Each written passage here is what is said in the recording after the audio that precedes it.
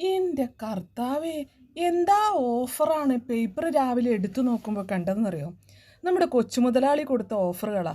Election അടുത്ത് വരുമ്പോൾ ആ പെരുമഴ കാണുമ്പേ അതിൽ വീഴാൻ കുറേ ജനങ്ങളും. പണ്ട് അങ്ങനെ ഒരു വീണ ഹൈദ്രോസ്കാരെ കഥ കേട്ടിട്ടുണ്ടോ?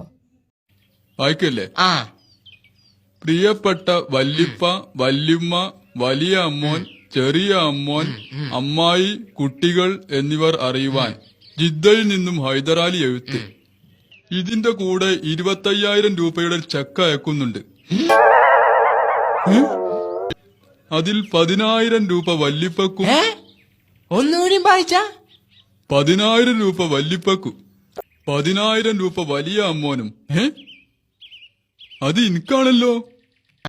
ഞാൻ അതില് കൈയിട്ട് വാരാൻ വരരുത്. 1,000 ചെറിയ അമ്മോനും. എനിക്ക് 1,000 ഉള്ളൂ. 1,000 തന്നെ കിട്ടിട്ട് എന്താക്കാനാ? കൊടുക്കണമെന്ന് പറഞ്ഞുകൊണ്ട് ഒരു കത്ത് എഴുതാനാണ് ആഗ്രഹം. പക്ഷെ ഇതുവരെ പണിയൊന്നും ശരിയായിട്ടില്ല. ഖജനാവിൽ ഒരു പൂച്ച പോലും പെറ്റുകിടപ്പില്ല. സംസ്ഥാനം കടത്തിന്മേൽ കടത്തിൽ. അപ്പോഴാണ് ഞാൻ നമ്മുടെ ദേശാഭിമാനി പത്രം ഒന്ന് എടുത്തു നോക്കിയത്. അതിൽ കണ്ട വാർത്തകൾ അതിബഹു കേമം.